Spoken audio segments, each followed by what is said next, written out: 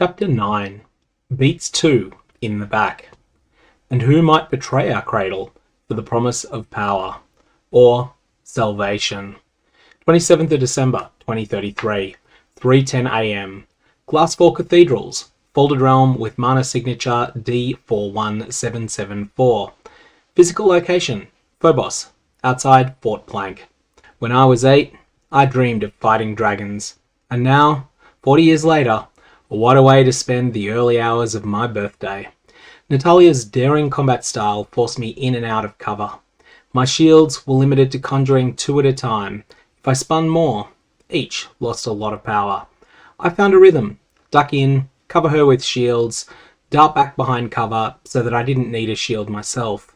When necessary, I would place one over Elishia as well, but she didn't need many. Her long-range combat style was a lot safer. Natalia took down the first drake, the one Elishia had wounded, and its corpse provided new cover that I could hide behind. I ran behind the drake cadaver, and a silver glow caught my attention, a large silver object lined with ruby. Could this be one of those Folded Realm tokens? In the chaos, I reached for it, and a point outside reality opened itself to me. I stored the silver and ruby coin inside it, marveling at its craftsmanship and octahedron motifs. A system message overlaid in French informed me that this was a folded Dominion token of C rank. Later in the fight, I thought we were in trouble until Natalia's edict turned the tide of battle. I hadn't seen her use that ability before, and I'm not sure she knew just how terrifying it was. The friendly fire took Elishia and I out of the equation for almost a quarter of an hour. My resolve slowly ticked back up, but it would be a while before my mind was ready to face that sort of punishment again. Elishia left the realm as I recovered. Natalia said something I didn't quite catch, some unfamiliar saying. Then, a moment of horror as she added the word grovel, and I could do nothing but to obey. Seconds later, a vortex appeared over Natalia's head. This woman I'd termed a friend was either mad with power or had never been a friend at all. Power gathered in the distance, and ice cracked and surged upwards into a helix. The helix shot up into the sky and bent towards the vortex, and once the two connected, ice and rock were channeled into the vortex. They disappeared. The body of a dead drake was next, lifted from the ground and squeezed through the vortex. I didn't know where it went, but it did not look recoverable. I fought Natalia's mental command with everything I had. I tried to stand, I tried to crawl, but all I could do was kneel. Kneel and stare in twisted awe, my facial expression clashing violently with the revulsion and betrayal that I felt. Still, I grovelled. I grovelled as more and more of the surroundings were picked up by one helix or another, connected to the central vortex, and disappeared. I fought. Oh, how I fought. To resist, to strike back, to do anything more than wait for the end, to do anything other than kneel in forced obeisance to this monster. My turn came, and it was quick. I'm off my knees, into the air, and into the vortex. The traitor and the world of Glassfall Cathedrals twist into a point, and a new world straightens out in its place. I reappeared above Phobos, and knew immediately that I was in serious trouble. Escape velocity on Phobos isn't much faster than an elite sprinter runs on Earth. Me and my suit were travelling faster than a jet aircraft. I tried to recall casual conversations with Elishia about orbital mechanics, delta V, escape velocity, and her area of expertise. Everything she loved to talk about. I knew Mars took a couple of miles per second of delta V to escape, but I didn't know the hard numbers. Within 15 seconds, Mars was noticeably smaller. At this rate, in 5 minutes, I'd be twice as distant from the red planet. I tried to catch Elishia over the comms network, but all I got was static. All I could imagine were nightmares of an astronaut adrift, a modern-day take on being cast adrift at sea. I remembered my suit's jetpack, and then I remembered we had it modified to not be able to produce enough thrust to escape from Phobos' orbit. And one thing I did remember from chatting with Elishia is that you needed as much power to land on something as you do to escape from it. No, if this pack couldn't have got me off Phobos, then it can't get me back there. Well, that leaves me screwed, but I'm not one for giving up. I'll fight this for as long as hope is alive, and after hope dies, I'll keep on fighting. As though reading my thoughts, or maybe revealing that it always had been reading them, the system interjected in French. Contract quest granted. Archangel of Stoic Survival. Quest goal. Survive until you are rescued in the shadow of Earth's moon. Reward: capacity to save your civilization. How on earth would I do that? Of course I'd try, but how would I pull it off? And what does it mean by that reward? Elishia had mentioned being able to breathe through one of her bound folded realms.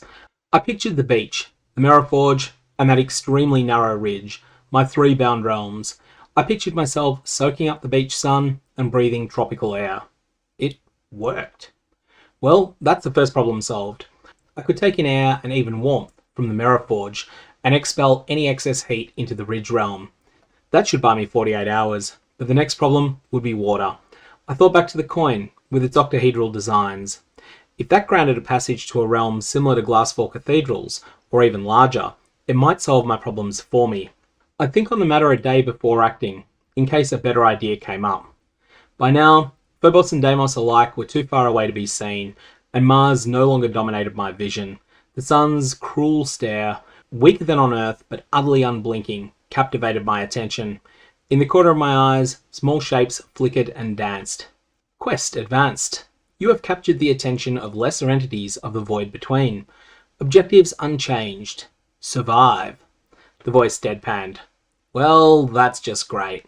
An entity the system helpfully labelled an Eldritch Hatchling F rank flew towards me. I knew I must be travelling at least 10 miles per second. Have these things always been there? Or were they only created after I took on the quest? The disorientation of space made it hard to tell how far away the creature was. We knew from past experience that F-rank opponents weren't terrifying, but I didn't have much offensive power available. Previously, I'd either relied upon Elishia's firepower or Natalia's fists. No, I would not utter that name, or even use it to myself. She is simply the traitor now. Previously, I'd relied upon Elishia's firepower or the traitor's fists. What could I do on my own? I projected a shield, and mere seconds later, the hatchling surged towards me. It struck my shield and became englobed. I squeezed the shield shut, compressing and constricting the eldritch foe. It struggled and fought, but the shield remained unyielding. I started my character sheet and discovered 2 things. Firstly, a melody entitled Knifed in the Back Twice that stopped my resolve from recovering above 40. Twice? Perhaps once from the order to grovel and once from the realm ejection? But more immediately pressing, while the shield persisted in globe form, I was unable to regenerate mana, and so was the mirror forge that empowered the globe. Could I reach the special metal ingots inside the forge and weaponize them against the foes? I tried to draw them out as I drew breaths out of the realms, but whether I was doing it wrong or the task I'd set was impossible, I found no way to draw them through into our world. With nothing else to use as a projectile, I focused on the shield. Could I apply more force somehow? Before any method to do so became apparent, the hatchling simply died. Being trapped in a shield for hours did not agree with its otherworldly physiology. I received 500 combat XP, ticking over another 1,000 multiple, and gaining another maximum point in each of health, mana, and resolve. My resolve, however, was still unable to recover beyond 40. Maintaining the shield for hours had drained my mana, and the Mirror Forge's mana reserve significantly. I recovered slowly as hours passed, until I saw something worse. 2 of the same hatchlings coming at me together. I didn't try to get clever. I trapped them just like the first. 2 globes, 2 prisons. They fell in time, granting me 1,000 combat XP and a slightly emptier mana pool for my troubles. The nightmare was the 3rd wave. The hours of preparation time had not refilled the Forge's mana supplies, and this time there were 3 hatchlings. I snared 2 and resolved that I would hold on. If that meant I had to face the 3rd horror's tentacles with nothing more than my fists, I'd face it punching. Up close, the hatchling revealed itself to be a floating bundle of tentacles, each tapering to a point that never quite held still. Some tendrils moved like limbs, others twitched like antennae. A few curled through angles I couldn't follow, casting shadows in directions that did not quite align with where the sun should be able to see. The skin was mostly grey, mottled with veins of purple that shimmered just beneath the surface. The veins pulsed at irregular intervals, as if responding to a twisted rhythm I could not perceive. And the eyes. Too many, too small, too mobile, and completely asymmetric. A cluster of eyes blinked near what could have been a face, then rotated halfway around its body and blinked again from a different set, like the creature couldn't decide which side was forward. Some eyes looked glassy, others darted like nervous birds. all of them fixed on me the moment it slowed. A tendril covered in eyes lashed out at me, and I met it with a punch. My wrist shattered, but the foe recoiled as well. I channeled the miracle of recovery through the pristine beach realm, and in seconds, everything about my wrist mended, except for the pain. The eye I'd struck did not repair, and this time, 3 tendrils lashed out at my upper body simultaneously. Oh shit. A right jab struck the most prominent eye on one tendril, causing it to retract as pain blossomed back into my newly rebroken wrist.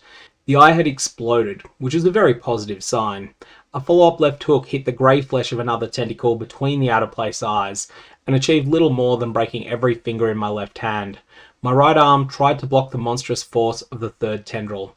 It hung limply, but it had taken enough of the blow that I remained conscious as the tendril hit my head. I will not die here. I will not die now. Recovery continued to work miracles, as the beach realm fell from 24,000 stored mana down to 20,607, then 18,451. Skill analysed. The voice intoned in French. Unarmed combat skill set at D-. The voice was dismissive, but honestly, it was correct. We'd ascertained that D+ was world class on Earth, with very few ever surpassing it. Maybe Serena Williams, Usain Bolt, or Michael Jordan had been C-, but that was the limit of an unenhanced human, and I was nowhere near the limits of humanity. The next strikes, I avoided a different way, firing my jetpack briefly in a random direction. My wrist re-knit before the strikes reached my former location, and I landed a left cross and a knee into 2 more eyes. The pops were revolting, but every eye destroyed felt like progress. The hatchling attacked slower each time an eye was destroyed, and more of its swings went wide. Was it reliant upon a critical mass of eyes? 3 broken knees, 2 broken wrists, and 4 broken arms later, I was losing count, but the monster was losing speed. It had been fought to a near stalemate, and my mana pool was almost empty. Mercifully, one of the shields finished its job, and I redeployed it from the dead hatchling to the one that had been attacking me. From here, the fight is won, and it's only a matter of time until 2 more shields collapse, crushing the entities inside them. Not a moment too soon, either.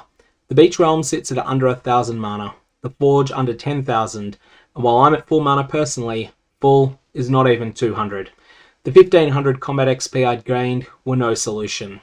As 4 entities entered my view, one 8 times larger than the rest, I decided it was time to take a risk on the unknown, rather than certainly being crushed by the horrors that I could see.